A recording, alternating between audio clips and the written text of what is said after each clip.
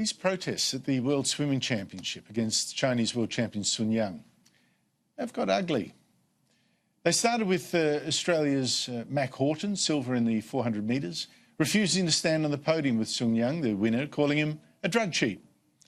And then Britain's Duncan Scott did the same, which provoked Sun into an angry outburst on the podium. Lots of arm waving and yelling. Well, I personally don't think he should be swimming. He's got a court of arbitration in September, and I feel that FINA should have stepped him down until that court case is over. And if he's not if he's proven not guilty, well, that's fine. He can go back to swimming. I mean, we go back to East Germany when all those German swimmers were caught with drugs. We want a clean sport, and let's protest against it. FINA got to get off their backsides and do something about it. Do you support Duncan Scott and Mac Horton's stance? I stand right behind them. I have enormous respect for Dawn Fraser, but I wonder if she's being fair. Joining me is Bill Woods, presenter on Fox Sports News of Bill and Boz, the wonderful sports entertainment show. Bill, thanks for joining us. Look, this argument... No worries, Andrew. The argument that Sun Yang should not compete, the argument that Dawn Fraser just put, he should not compete until he's proved innocent of cheating. That surely is a reversal of the burden of proof. You're innocent until you're proven guilty, surely. That is true, and it's an ongoing battle in sport, Andrew. Believe me, it's a big one in the moment in rugby league too, of course, with some very high-profile criminal cases resulting in the standing down of at least one player. And in this case, that is basically the only argument I can find to justify Sun Yang's stance in this. He is innocent until proven guilty, there's no doubt about it. I think, in a way, this is more a protest, however, against FINA and their perceived lack of action and lack of decisiveness in this whole thing. Cases tend to take a long time. There tend to be a lot of levity when it comes to these sorts of cases. I think Dawn really nailed it when she said FINA needs to act more decisively. And the problem here, though, is, of course, the target is Sun, Mac and indeed Duncan now, and many other swimmers in a more passive way have singled him out as an example. And you could perceive that as being unfair, and certainly a lot of people have.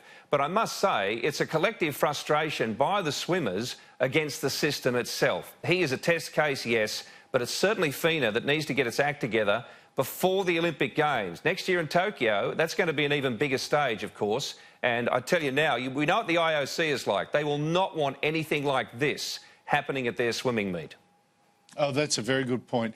But, Bill, for those that haven't followed it closely, can we just go through the two allegations against Sun? Now, the first, which doesn't seem to be front and centre of this debate, is that he took a banned medication for heart palpitations, he said, yes, in 2014. Now, he was banned for 3 months, served his time, came back.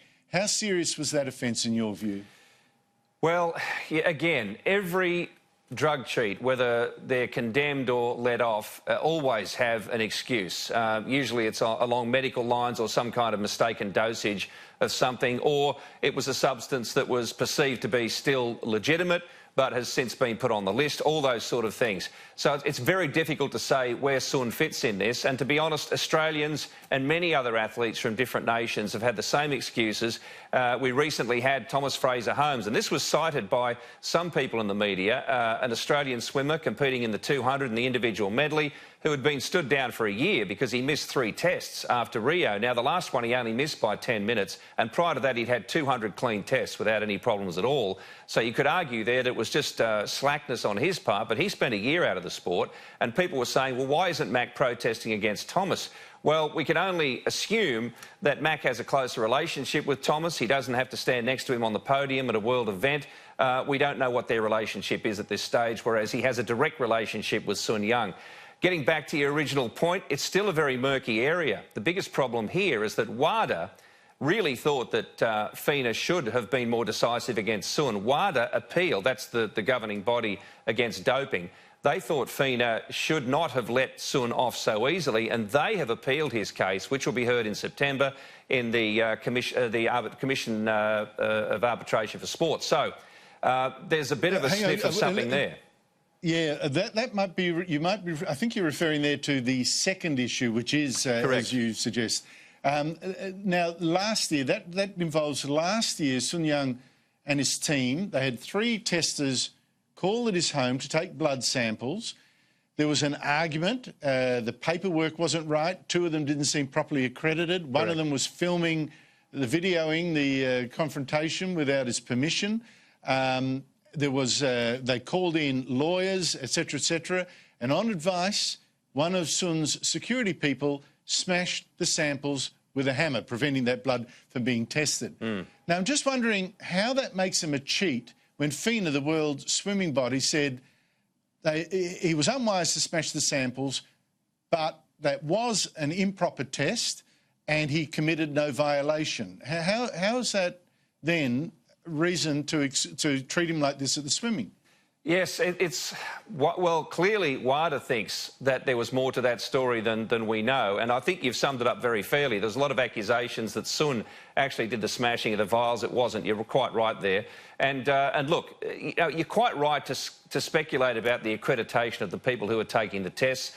But look, there are many tests taken by a whole range of people who are accredited all around the world, and swimmers don't necessarily complain about it. I mean, if he's got nothing to hide, I can't see the problem with him submitting the blood anyway. What are they going to do with it? I guess the only thing he could possibly be afraid of is if someone could contaminate it and frame him. But I can't imagine under what circumstances that would happen, particularly in his home country. So it's rather suspicious why he would act so much that way. And given his history, clearly WADA thinks there's something there further to investigate.